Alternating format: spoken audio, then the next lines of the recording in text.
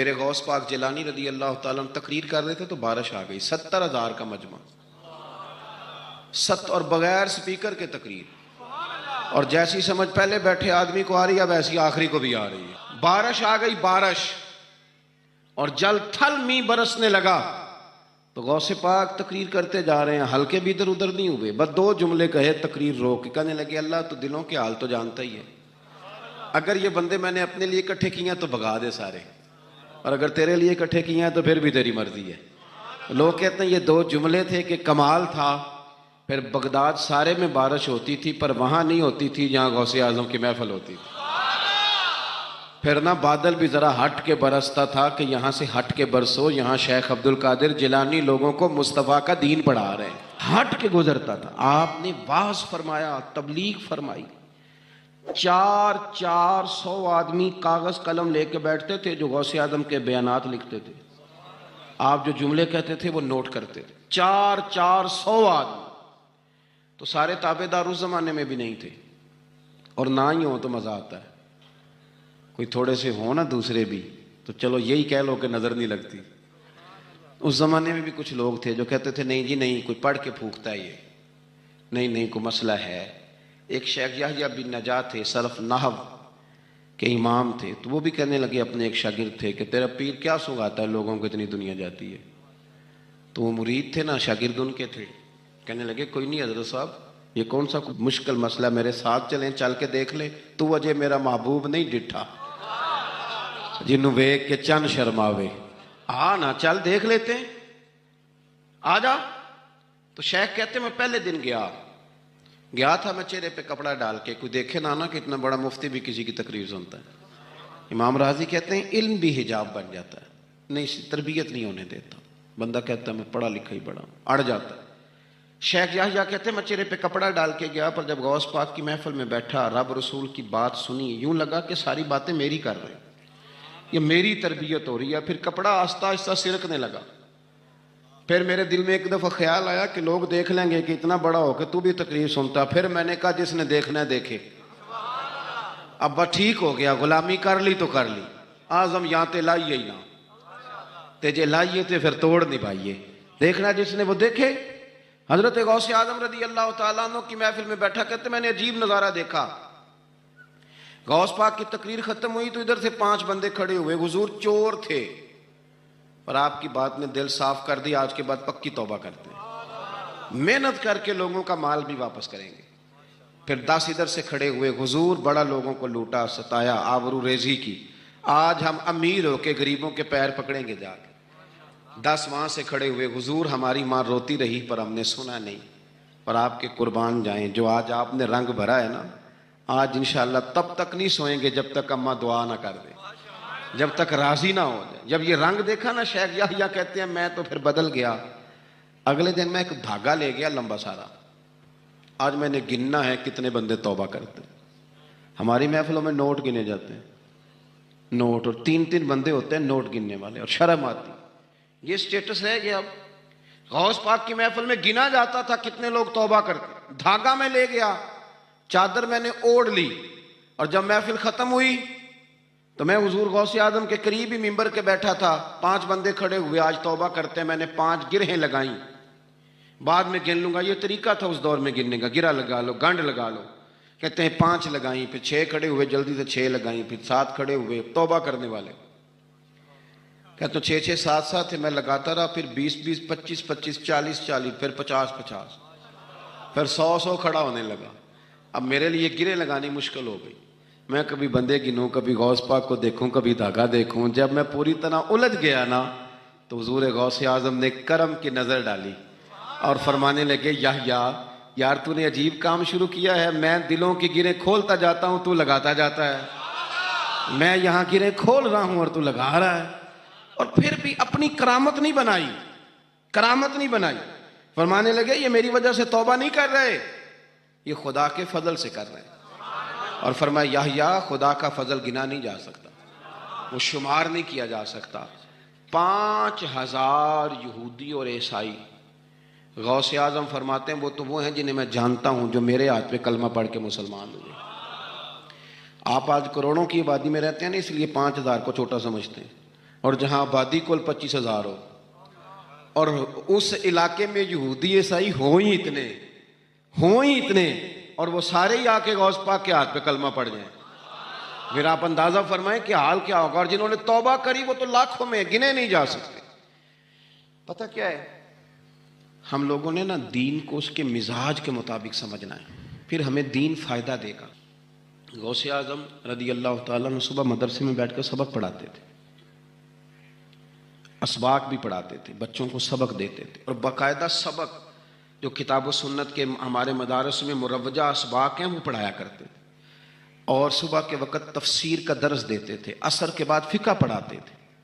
آپ یہ دیکھو یار، ایک بات اچھی طرح سمجھنا، ایک صوفی صاحب تربیت کر رہے ہیں اپنے لفظوں کے ساتھ، اس تربیت میں زیادہ اثر ہوگا کہ اگر وہ قرآن پاک کی آیت پڑھ کے تربیت کریں گے تو اس میں زیادہ اثر ہوگا۔ لوگ سمجھتے نہیں بات کو، کہتے ہیں جی وہ حضرت کی باتیں سن کے آئے ہوں۔ او بھائی، حضرت اگر درس قرآن دیں گے تو وہ نکلے گا حضرت کے منہ سے ہی، پر پیغام اللہ رسول کا ہوگا۔ وہ تربیت اس رنگ میں کریں۔ اگر وہ درس حدیث دیں گے تو وہ سمجھائیں گے ہمیں ہی، پر پیچھے جو بات ہوگی وہ مدینے والے رسول کی ہوگی۔ یہ ہمارے بزرگوں نے، اس کو آپ سمجھ لیں کہ تربیت قرآن و سنت ہے۔ ہم اللہ والے کے پاس جب جاتے ہیں تو وہ ہمیں ہماری سوچ کے مطابق قرآن و سنت کی، ہماری عقل کے مطابق تشریح کر کے ہمارے دل میں اتار دیتا ہے۔ اتنا سا مسئلہ ہے۔ اب غوث پاک سبق بھی پڑھاتے، درس بھی دیتے، ہفتے میں 3 تقریریں کرتے، اتوار والے دن صبح، جمعے والے دن صبح، اور منگل والے دن رات کو 3 تقریریں۔ یہ جو مقصد ہوتا ہے نا، مقصد یہ بڑے امتحان لیتا ہے۔ غوث پاک کا زمانہ، فقدان سہولیات کا، اور مقصد کی لگن یہ کہ 70,000 بندہ آ گیا تقریر سننے، اور یہ کہ لوگ آئے ہیں مہینوں کا سفر کر کے، کوئی گھوڑے پہ، کوئی اونٹ پہ، کوئی خچر پہ، کہ غوث پاک سے بات سنیں گے، اللہ دل صاف کرے گا۔ تقریر بھی تیار تھی اور اپنے بیٹے کا جنازہ بھی تیار تھا۔ جے سونا ہی میرے دکھ وچ راضی، کسی نے کان میں کہا حضور جنازہ وہی ٹائم ہے، تیاری ہو گئی، اور وہی محفل کا ٹائم ہے، تو تھوڑا وقت نہ تبدیل کر لیں۔ تو غوث اعظم فرمانے لگے میرا رب کریم جانتا ہے نا کہ یہ وقت لوگوں کے آنے کا ہے، تو اگر بیٹے کے لیے جناب اسرائیل کو بھیجا ہے تو جس بات میں اللہ راضی ہے میں بھی راضی ہوں۔ حضور کریں گے کیا؟ فرمایا جنازہ تیار لے کے کر کے محفل میں آ جانا، میں 4 تکبیریں پڑھ کے پتر کا جنازہ پڑھا دوں گا، تم میرا بیٹا رب رسول کے حوالے کرنا، اور میں بیٹھ کے لوگوں کو اللہ رسول کا دین سکھاؤں گا۔ یہ لگن ہے مقصد کی، یہ درد ہے۔ اس درد میں لپیٹ کر جب لوگوں کو دین پڑھایا جاتا ہے نا، تو پھر وہ تقریریں نہیں ہوتی، پھر وہ دین روحوں تک اتر جاتا ہے۔ اس درد کے اندر جب لپیٹ کر حضور غوث پاک نے یعنی ممبر سے اترے اور بیٹے کا جنازہ پڑھایا، پھر ممبر پہ بیٹھ گئے، پھر رسول اللہ کا دین، اور زندگی ساری دین پڑھایا، اور ساری زندگی پیغام دیا، اور اللہ کے بندوں سے پیار کیا، رب کریم کے بندوں سے محبت کی۔ غوث اعظم رضی اللہ تعالیٰ عنہ کشتی جہاں چلتی تھی نا دجلہ کے کنارے، وہاں کھڑے تھے تو ایک غریب آدمی رو رہا تھا، تو غوث اعظم رضی اللہ تعالیٰ عنہ نے اسے بلا کے کہا کیوں روتے ہو؟ کہنے لگا حضور غریبی مستقل رونے والا مضمون ہے، یہ موضوع ہی رونے والا ہے، سب روگاں دا روگ محمد جس دا نام غریبی، کنڈ بلا کے لنگ جان دینی دوست یار قریبی، یہ عنوان ہی رونے والا ہے، میں کیا کروں؟ فرمایا کیا ہوا؟ عرض کی حضور غریب ہوں، کرایہ کوئی نہیں تھا، بیٹھ گیا ہوں کشتی پہ، ملا مجھے جانتا ہے، میرے محلے کا ہے، میں نے اسے کہا پیسے بعد میں لے لینا تو مجھے سفر کرا دے، لیکن اس نے کہا میں نے مفت خوروں کے لیے کشتی نہیں بنائی، نیچے اتار دیا۔ حضور چلو نہ لے جاتا بات الگ تھی، لیکن سارے محلے داروں میں جو میری ذلت ہوئی وہ مجھے بڑی تکلیف کر گئی۔ غوث پاک نے خالی تسلی نہیں دی، میری تھپکی نہیں دی، گھر گئے 100 دینار لائے، ملاح کو بلایا، اس کو 100 دینار تھما کے فرمانے لگے آج کے بعد جو غریب آئے نا اسے رسوا نہ کرنا، اسے عبد القادر جیلانی کے کرائے پہ سفر کرا دے، اسے عبد القادر جیلانی کے کرائے پہ سفر کرانا، یہ کرایہ، اور جب ختم ہو گئے تو پیسے اور بھی دوں گا۔ لوگوں سے پیار کیا، اللہ کے بندوں سے محبت فرمائی، آنے والوں کا خیال رکھا۔ اب ایک مسئلہ ہے بدگمانیوں کا، اس کا علاج کوئی نہیں، بدگمانیوں کا کوئی علاج نہیں۔ کچھ لوگوں کو اس دور میں بھی بدگمانیاں تھیں کہ دیکھو اتنے سارے جناب تحفے تحائف اور فلانی شہر، لوگوں کو تحفے آتے نظر آتے ہیں، واپس جاتے نظر نہیں آتے. لوگوں کو آتے نظر آتے ہیں پر واپس جاتے نظر، بڑا بڑا مسئلہ ہوتا ہے. آپ کو ہر چیز کا حساب کتاب دینا پڑتا ہے اور آپ بڑی مشکل میں آ جاتے ہیں. غوث پاک نے نا 100 گھوڑے، ملا علی قاری نے لکھا 100 گھوڑے غوث پاک نے اکٹھے خرید لیے. خریدے بھی ذرا عربی نسل کے. ترجمہ کرا اج تک کی بنتا ہے اس گل کا، یعنی 1.25 کروڑ والی پجارو تے وہ بھی 100. بڑی مشکل میں نہیں آ جاتے دیکھنے والے. دسو مولوی صاحب دا کی کام ہے، اینیاں گڈیاں وہ کٹھیاں وہ ہے گل. تو غوث پاک نے 100 گھوڑے کٹھے ہی. یہاں ایک روایت ہے کہ 50 گھوڑے عربی نسل کے مہنگے. اس دور میں وہی عربی نسل کے گھوڑے کمانا وہی تھا جو آج آپ کے یہاں نا لینڈ کروزر کمانا ہے. ایک غوث پاک کا مرید تھا تو ایک شخص سے کہنے لگا چل میں تجھے اپنے پیر صاحب سے ملا کے لاؤں. ملا علی قاری نے اس کو لکھا ہے. تو وہ کہنے لگے میں نہیں جاتا پیروں کے پاس. اس نے کہا چل تو صحیح. وہ لے آیا. پہلے دن داخل ہوئے تو غوث پاک کے استبل میں 50 گھوڑے بندھے ہوئے. پہلا ہی شکوا، کہنے لگا یار غصہ نہ کرنا. یہی ہوتی ہے نا باتیں، سٹائل بھی یہی ہوتی، غصہ نہ کرنا. ویسے ایک گھوڑے سے بھی کام چل ہی سکتا ہے. آپ کو پتہ ہے نا بڑا بڑا لوگوں کو یاد آتا ہے غریبوں کی بچیاں اور فلانی شے اور غریب اور یہ بڑی بڑی چیزیں یاد آ، اس کو بھی یاد آ. غصہ نہ کرنا. میں اب اس بیچارے کے پاس جواب بھی کوئی نہیں تھا کہ حضرت صاحب بات تو ٹھیک ہی ہے، لیکن جب آپ کسی کے ہاتھ پہ بیعت کر لیتے ہیں نا پھر آپ کا ان کہانیوں میں الجھنا بنتا نہیں. پھر آج یہ تو باتیں پہلے کی تھی نا، سوچتے پہلے تو بات ہو گئی، اب تو عمل کرنا ہے. تو ہوتے ہیں کچھ کچے بندے بھی بیچارے جو ساری زندگی سیدھے سیدھے ہونے میں ٹائم گزار دیتے ہیں اور جب تک پکے ہوتے ہیں تب تک کام ہی کھڑا ختم ہو جاتا ہے. غوث پاک کا وہ مرید کہنے لگا یار بات تو تیری ٹھیک ہے پر چلو میں پتہ کروں گا 50 کیوں ہیں. آئے ملے لیکن وہ روز تنگ کرتا وہ بندہ. پھر پوچھا پیر صاحب سے 50 گھوڑے کیوں رکھے ہیں. پھر پوچھا پیر صاحب سے. یہ اس شخص نے لکھا ہے جنہوں نے مشکات کی شرح بھی لکھی ہے. میں صوفی درویش کی بات نہیں کر رہا، ایک محدث کی بات کر رہا ہوں جنہوں نے بات لکھی ہے. فرمانے لگے وہی بندہ اعتراض کرنے والا بیمار ہو گیا. جگر میں کوئی ایسی تکلیف ہوئی کہ بغداد کے سب سے بڑے طبیب نے کہا کہ تیرا علاج صرف ایک صورت میں ممکن ہے کہ عربی نسل کا گھوڑا ہو، اسے ذبح کریں گے، اس کا جگر نکالیں گے، وہ تجھے کھلائیں گے دوائی میں، اور 50 گھوڑے ہوں گے تو ٹھیک ہوگا. اب مسئلہ جب یہاں تک پہنچ گیا تو مرتا کیا نہ کرتا. پھر اپنے سنگی سے کہنے لگا چل پیر صاحب کے پاس. اس نے کہا میں نہیں ہوں جانا. اس نے کہا نہیں تیری مہربانی، تو کوئی کسی اور چیز پہ بہتر، اللہ کا واسطہ. وہ مانیں گے ہی نہیں. اس نے کہا پیر پکڑوں گا، میں منت کروں گا، میں خدا رسول کے واسطے دوں، ایک دفعہ چل ورنہ مر جاؤں گا. اب مرنے والا بندہ کیا کرے جب موت سامنے نظر آئے. تو گیا غوث پاک کے پاس اور کہتا سارے رستے سوچتا گیا کہ پیروں پہ سر رکھوں گا، پگڑی اتاروں گا، یہ کروں گا، منت کروں گا، ماں کی بات سناؤں گا، اپنی بہنوں کا واسطہ دوں گا، بڑا کچھ کروں گا، حضور اس کے صدقے مان جائیں، چھوٹے بچوں کی بات سن. سارے رستے تیاری کرتا گیا. لیکن جب غوث پاک جیلانی کی ڈیوڑی میں قدم رکھا تو شیخ عبد القادر جیلانی دیکھ کے مسکرائے. فرمانے لگے او یار تجھے بڑا شکوہ تھا میرے گھوڑوں پہ. اصل میں نا تو ایک دن میری گلی سے گزر رہا تھا، میں نے تیرے ماتھے پہ نظر ڈالی تو سمجھ آ گئی تو بیمار ہو جائے گا اور تیرا علاج بھی 50 گھوڑوں سے ہوگا. میں نے 50 کیا کرنے تھے، میں نے تو تیرے لیے منگا کے رکھے ہوئے. کچھ تو مجبوریاں رہی ہوں گی، یوں ہی کوئی بے وفا نہیں ہوتا. او خدا کے بندے تیرے لیے رکھے ہیں. فرمایا چارہ ڈالنے کی بھی ضرورت نہیں، وہ میرے مرید ہی ڈالیں گے.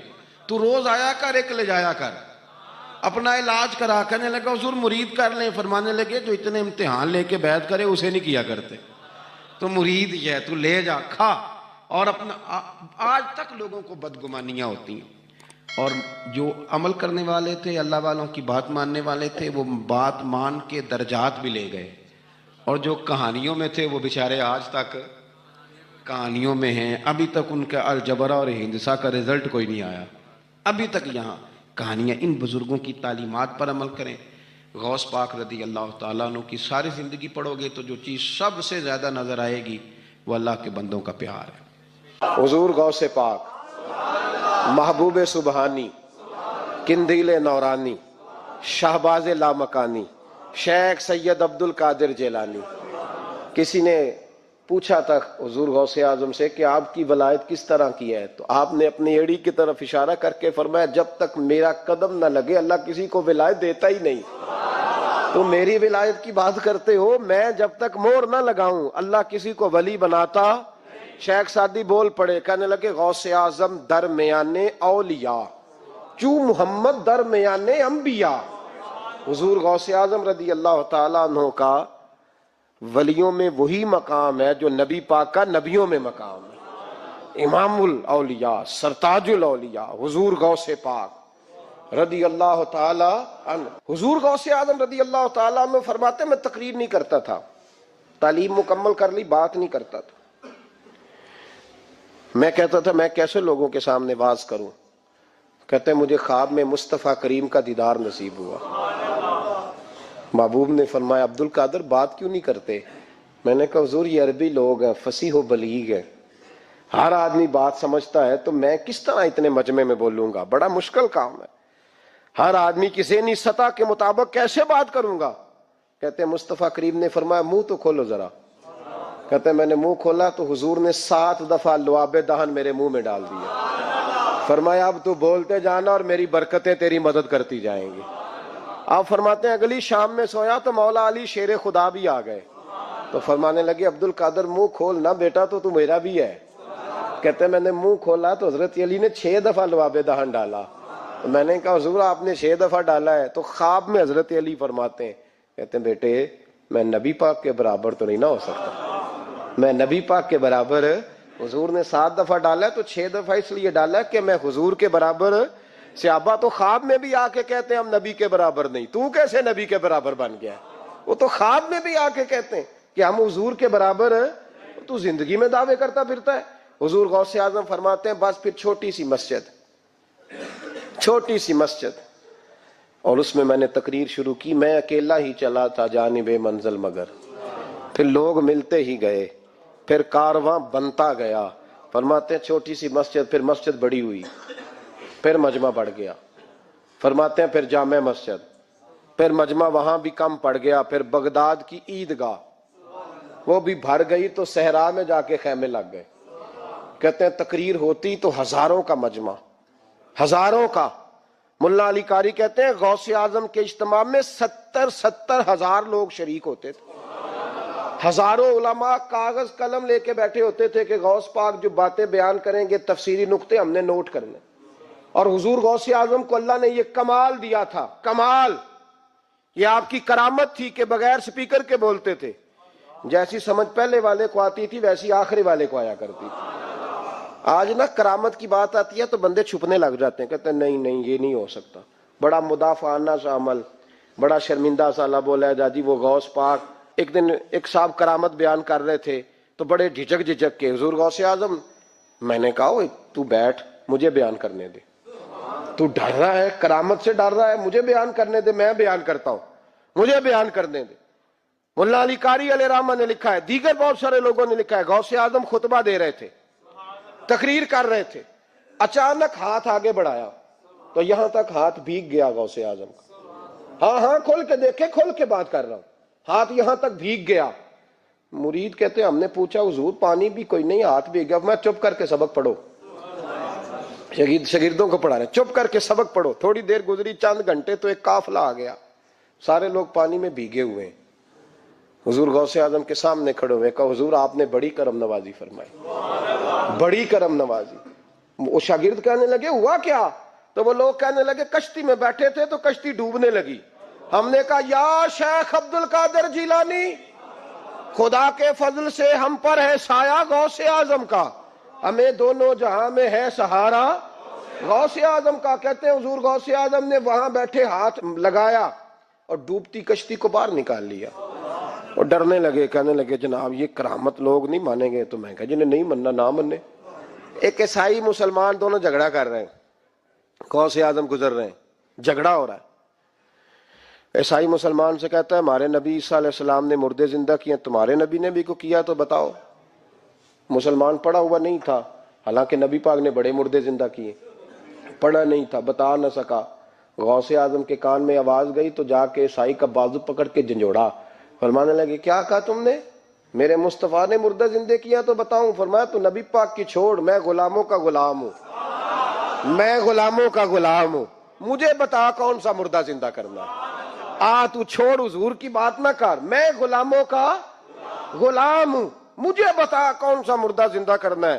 پرانی قبر پہ لے گیا، کہنے لگا جی اگر نہ ہوا تو غوث اعظم فرمانے لگے جو تو کہے گا وہ میں کروں گا۔ تو کہنے لگے اگر ہو گیا تو، اگر تو غوث اعظم کہنے لگے نہ میرے خانقاہ پہ جھاڑو دینا، نہ میرے برتن مانجنا، نہ میرے گھر کا سودا لانا، اگر زندہ ہو گیا تو بس میرے نبی کا کلمہ پڑھ جانا، بس میرے رسول کا کلمہ پڑھ جانا۔ اللہ اکبر۔ اس نے جو سب سے پرانی قبر تھی نا، وہ کہتا ہے یہ ہمارے دادا نے بھی نہیں دیکھا تھا بندہ کون ہے۔ اس قبر پہ کھڑا ہو کہنے لگا اس کو زندہ کریں۔ تو غوث اعظم رضی اللہ تعالیٰ عنہ قبر کے سرانے کھڑے ہوئے تو دعا کرنے لگے، کہنے لگے مولا اپنے لیے نہیں، تیرے رسول کے لیے۔ پھر فرمایا قم باذن اللہ، اٹھ اللہ کے حکم کے ساتھ۔ ایک عورت کلمہ پڑھتی ہوئی کھڑی ہو گئی، کھڑی ہو گئی، اور کھڑی ہو کے اس نے پہلا جملہ کہا تو کمال کر دی، کہنے لگی میرے نصیب دیکھو، میں بنی اسرائیل کی تھی، عبد القادر تیرے صدقے جاؤں، تو نے مجھے کھڑا کیا ہے تو اللہ نے مجھے مصطفیٰ کا کلمہ پڑھنے کی توفیق دے دی، تیرے قربان جاؤں عبد القادر، تیری کیا بات ہے۔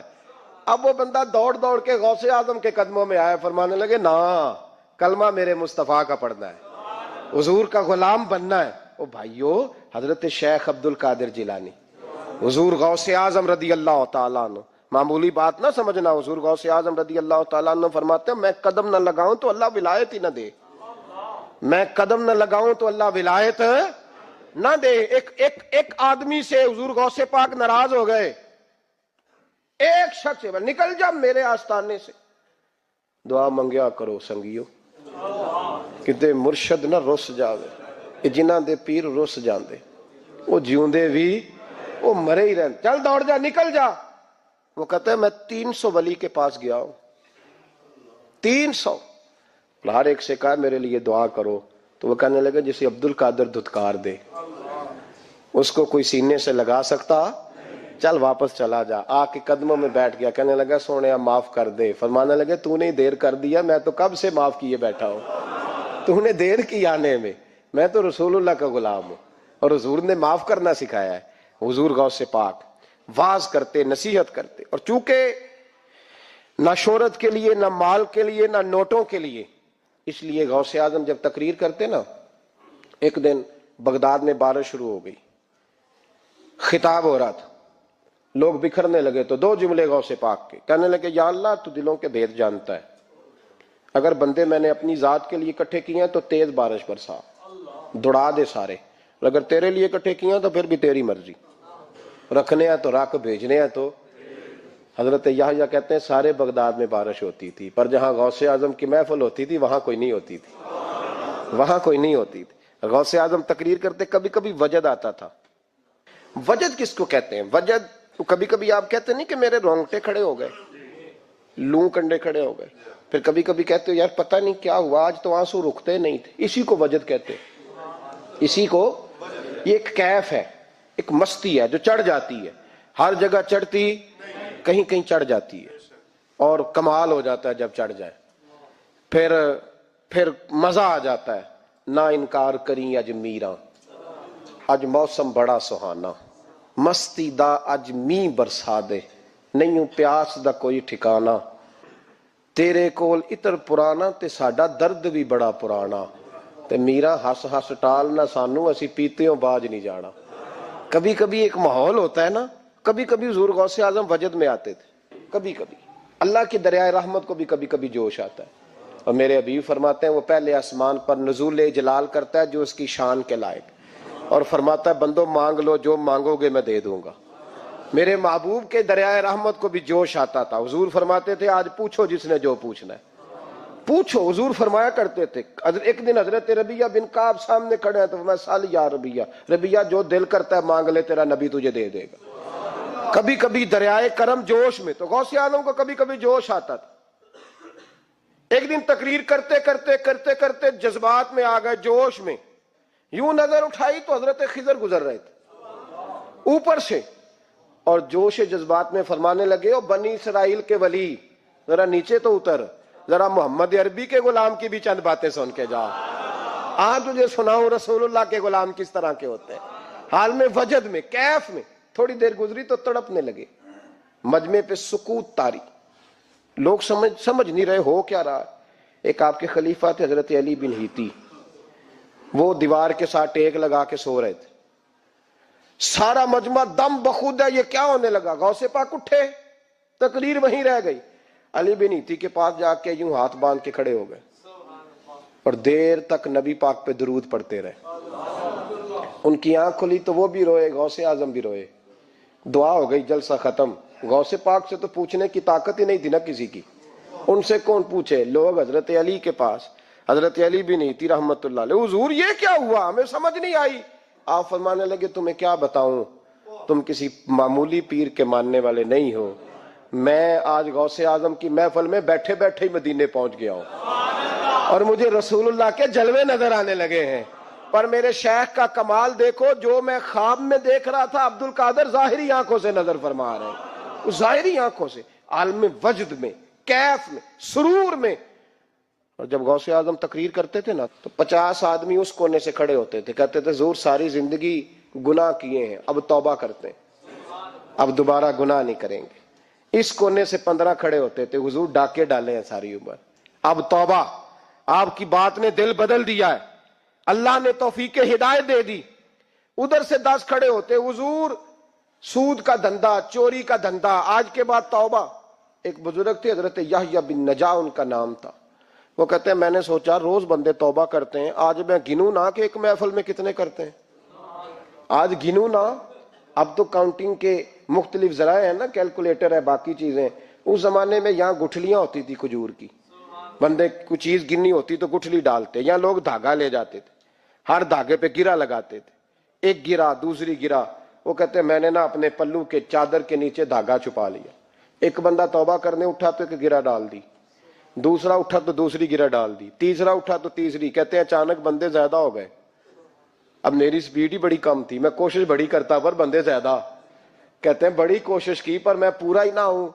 کہتے ہیں جب میں تھک گیا نا اور تھوڑا سا میرا سانس بھی پھولنے لگا, پریشان بھی ہوا, تو غوث پاک نے میری طرف دیکھا اور دیکھ کے مسکرائے اور مسکرا کے فرمانے لگے یحییٰ میں دلوں کی گرے کھولتا جا رہا ہوں, تو بند کرتا جا رہا ہے.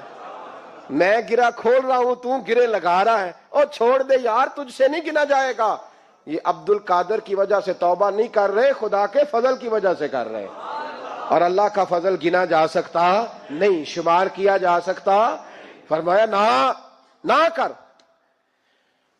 آپ نے 40 سال لوگوں کو تبلیغ فرمائی, ہزاروں یہودیوں نے کلمہ پڑھا, لاکھوں نے. عیسائیوں کا بڑا عالم تھا, وہ کہتا ہے میں پوری انجیل پڑھتا تھا, جتنے نسخے تھے سب مجھے یاد تھے, لیکن میں متاثر ہو گیا اسلام سے.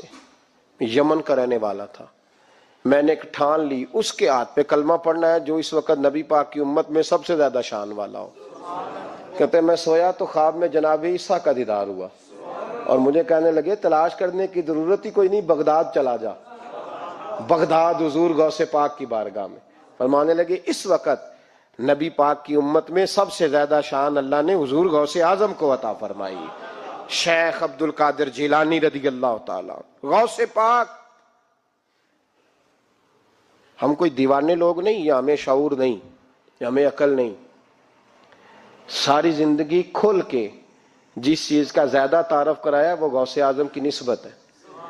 اب تو ہمارے ہاں پیری مریدی کا رواج ہی نہیں نا. حضرت باعزیز بستامی فرماتے تھے میں اس مولوی کے پیچھے نماز نہیں پڑھتا جو کسی کا مرید نہ ہو.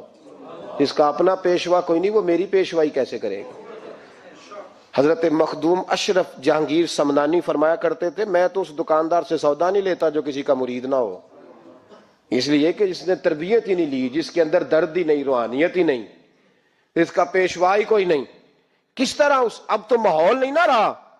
لیکن یاد رکھو یہ نسبت اتنی تگڑی ہے, اتنی تگڑی کہ ہمارے صوفیاء نے ساری زندگی غوث اعظم کا غلام کہلانے میں فخر محسوس کیا. کیا رشتہ داری تھی اعلیٰ حضرت بریلوی کی ان سے, کیا تعلق تھا پیر میر علی شاہ صاحب کا ان کے, کیا ان کا. لیکن ان لوگوں نے ساری زندگی کھل کے غوث اعظم کے تذکرے کیے. کیوں؟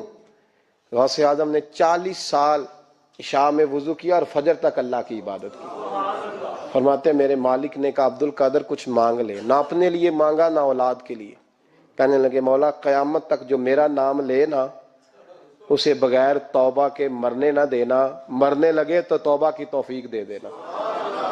فرماتے ہیں میرے مالک نے وعدہ کیا ہے جو میرا ماننے والا ہوگا بغیر توبہ کے نہیں مرے گا. اور حضور غوث پاک رضی اللہ تعالیٰ عنہ فرماتے میں تو قیامت میں بھی اتنی دیر جنت میں نہیں جاؤں گا جب تک سارے مرید نہ ساتھ چلے جائیں.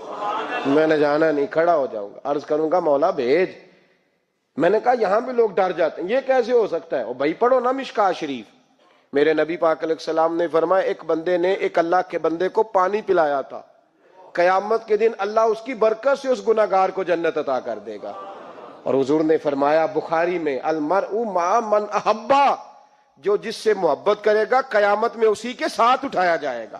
تو ساری زندگی قادری کہلائے, ساری زندگی غوث اعظم کا غلام کہلائے, ساری زندگی خواجہ اجمیر کا نوکر کہلائے, ساری زندگی شاہ نقش بند کا غلام کہلائے, ساری زندگی شیخ شہاب الدین سہروردی کا اپنے آپ کو منسوب کرے اور دنیا سے جائے تو ایسے چلا جائے. میرے نبی نے نص بیان کر دیا جو جس سے پیار کرے گا اسی کے ساتھ جائے گا. حضور غوث اعظم رضی اللہ تعالیٰ عنہ کے والد تو بچپن میں وصال کر گئے تھے. غوث پاک رضی اللہ تعالیٰ عنہ نے ایک اینٹ سے کام شروع کیا اور غوث اعظم نے باقاعدہ کام کیا. ہمارے ہاں چونکہ رواج نہیں تحقیقی مقالہ جات کا, ورنہ غوث اعظم رضی اللہ تعالیٰ عنہ کا علمی کام بھی ہے, طریقت میں کام بھی ہے, تصنیف میں کام بھی ہے, جہاد میں بھی کام ہے. یہ صلاح الدین ایوبی دراصل حضور غوث پاک کے ہی تیار کردہ ہے. یہ ساری فوج جو 70,000 تھی یہ ساری غوث پاک کے مریدوں کی فوج تھی. یہ سارے لوگ حضور اور کئی پہلوؤں پر غوث اعظم نے کام کیا. کس طرح کیا؟ کس طرح کیا؟ وہی ترتیب جو آج تک ہمارے بزرگوں نے ہمیں دی ہے. غوث اعظم واعظ کہا کرتے تھے, تقریر کرتے تھے. اور تقریر کرنا آج کل لوگ سمجھتے ہیں, وہ کچھ لوگ کہتے ہیں چھوڑو جی یہ فلانا بندہ تو ایک خطیب ہے. آپ کے خیال میں خطیب ہونا کوئی بالکل فضول سی بات ہے, اسے کوئی معنی ہی نہیں.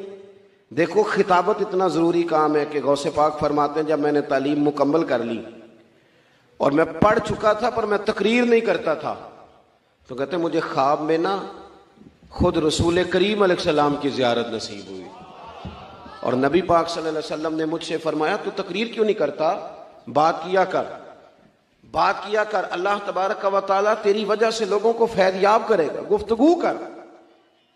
آپ جب بات کرتے ہیں نا کوئی بات دین کی, تو وہ بندہ اس وقت عمل کرے نہ کرے. جب آپ کوئی بات کر دیتے ہیں تو ایک وقت ایسا ضرور آتا ہے کہ جب بندہ وہ کام کرنے لگتا ہے تو بات اس نے سنی ہوتی ہے تو اس کے سامنے ضرور آ جاتی کہ یار یہ بات میں نے سنی تھی, وہ سامنے ضرور آتی. حضور غوث اعظم رضی اللہ تعالیٰ عنہ کو حکم دیا گیا کہ آپ خطاب کریں, آپ تقریر کریں, اور حکم کون دے رہا ہے؟ خود رسول کریم علیہ السلام.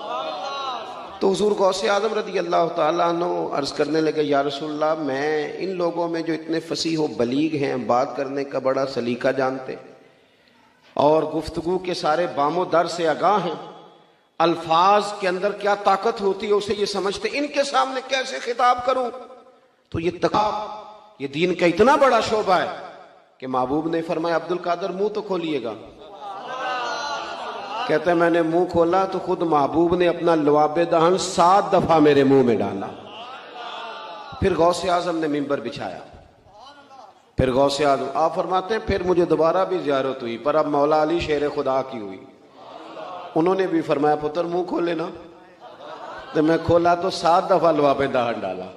تو میں نے کہا حضور آپ نے 6 دفعہ ڈالا.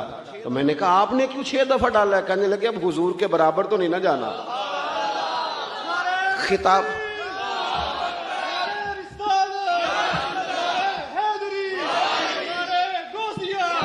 اللہ آپ کو جزائے خیر. سنیں اللہ تعالیٰ آپ کو برکات عطا فرمائے. حضرت پیر صاحب بھی تشریف فرمائیں, حضرت استاد العلماء بھی تشریف فرمائیں. ماشاءاللہ سے رون کے بڑھ گئی ہیں. تو اب یہ کہ بزرگوں کو بھی زیادہ دیر نہیں بٹھانا چاہیے, کچھ باتیں کر لی جائیں جلدی سے آپ کے ساتھ. آپ نے نا گفتگو شروع فرمائی, تقریر شروع کی. پہلے چھوٹی مسجد میں تھے، رش زیادہ ہو گیا. میں نے شروع میں کہا ہے کہ میری طرح کے کئی لوگ دعوے کریں گے ہم نے بڑی محنت کی، کر جاتے ہیں لوگ دعویٰ، لیکن یہ محنت کا نا تھوڑا سا ہی دخل ہوتا ہے، باقی فضل الہی ہوتا ہے سارا. اللہ ہی اسباب بناتا ہے، رب ہی طریقے عطا کرتا ہے، وہی قبول عام کسی کو دے دیتا ہے، اپنے ہی اس کے فیصلے ہیں. میں تو اکیلا ہی چلا تھا جانب منزل مگر، پھر لوگ آتے ہی گئے اور کارواں بنتا گیا. زیادہ تر اللہ تعالیٰ کی مدد اور اس کے کرم کا ہی دخل ہوتا ہے. چھوٹی مسجد سے بڑی مسجد میں گئے، پھر وہاں بھی رش ہو گیا تو پھر عیدگاہ میں چلے گئے، پھر وہاں سے بھی لوگ بڑھ گئے تو پھر غوث اعظم نے باہر کھلے میدان میں ڈیرا لگایا. 70 ہزار لوگ ایک وقت میں خطاب سننے آتے تھے. اور خطاب وہ والا نہیں کہ جو بس خطاب ہے، جو بندہ کہے سویرے مجھے نہیں پتا کیا بیان ہوا تھا، وہ والا نہیں. اتنا علمی، فکری اور اس قدر زیادہ تربیتی کہ 400 علماء کاغذ قلم لے کے بیٹھتے تھے جو حضور غوث اعظم کے ارشادات کو نقل کیا کرتے تھے. یہ جو گفتگو ہوتی ہے نا، حدیث بتاتی ہے اس میں جادو ہوتا ہے، یہ اپنا رنگ دکھا جاتی ہے، اس میں نہ کوئی کچھ اثر ہوتا ہے، یہ کر جاتی ہے اپنا کام. شیخ یحییٰ بن نجاح کہتے ہیں مجھے تھوڑا تھوڑا شکوہ ہوتا تھا، یہ بھی بڑے علماء کے استاد تھے، حضور غوث اعظم کے ہم اثر ہیں. کہتے ہیں میں نے اپنے شاگردوں سے کہا وہاں کیوں جاتے ہو دوڑ دوڑ کے؟ تو ایک دن ایک شاگرد کہنے لگا استاد جی چلیں آپ بھی ایک دن آ جائیں. تو مشکل ہوتا ہے نا تھوڑا سا، میری طرح کے آدمی جنہیں 2 4 5 بچے جاننے لگ جائیں چاہے دنیا دار ہی، تو وہ کسی اور کو مانے، یہ بات ذرا مشکل ہو جاتی. تو کہتے ہیں میں چہرے پہ کپڑا لے کے چلا گیا چھپا کے اپنا آپ. لیکن جب شیخ نے گفتگو چھیڑی نا تو رب کریم کے بندوں کی باتوں میں بڑا اثر ہوتا ہے، اور اکثر وہ باتیں لچھے دار نہیں سادہ ہوتی پر وہ کمال کر جاتی ہیں. کہتے میں تو چھپ کے بیٹھا تھا نا، پھر کپڑا کب سرکا پتہ نہیں چلا، پھر چہرہ کب کھلا پتہ نہیں چلا. فرماتے ہیں پھر آنسو کب آئے پتہ کوئی نہیں چلا، اور پھر دنیا ساری چلی گئی، جلسہ ختم ہو گیا. تو میں نے دائیں بائیں بیٹھنے والے شاگرد کہنے کے استاد جی جانا نہیں؟ میں نے کہا جانا ضرور ہے پر کل دوبارہ لازمی آنا ہے. اگلے دن پھر فرماتے میں اگلے دن گیا. حضرت شیخ کی مجلس مبارکہ کا یہ طریقہ ہوتا تھا. میں نے آپ کو شروع میں کہا نا کہ یہ موبائل، یہ اب تو ہم نا، میں نے جمعے میں بھی دوستوں سے کہا تھا کہ شو پیس نہ بنائیں اپنے بزرگوں کو، یہ صرف فوٹو بازی میں نہ رکھیں چیزوں کو، یہ شو پیس نہ بنائیں. آپ چیزوں کو نا خوبصورت کریں. مطلب یہ کہ یہ محافل ہم جب منعقد کرتے تھے تو اس کے پیچھے ہمارے مقاصد روحانی ہوتے تھے. آمنے سامنے بیٹھیں گے، کوئی بات کریں گے. کئی دفعہ کوئی سنگ دل رو نہیں سکتا پر کسی رونے والے کو دیکھتا ہے تو رو پڑتا ہے، اس کا لطف بڑھ جاتا ہے. یہ محافل کا یہ نفع ہوتا. لیکن ہم نے اس کو بھی نا فوٹو بازی میں، کچھ لوگ پوری محفل میں بڑے پریشان ہوتے ہیں کہ کوئی فوٹو 2 4 بنانے کا موقع نہیں ملا، بڑے پریشان، تکلف بڑھ جاتا ہے. اور یوں محسوس ہوتا ہے کہ جیسے یہ کام نہ زیادہ فوٹو سے. بڑے بڑے پروگرام، یہ تھوڑے دن پہلے مجھے یہ سرکاری کام چل رہا تھا نا شان مصطفیٰ کا، تو انتظامیہ کو مصیبت بنی ہوئی تھی کہ ہفتہ کیسے گزارنا ہے. تو کبھی کسی کی منت کرتے ہیں، کبھی کسی کی منت کرتے ہیں.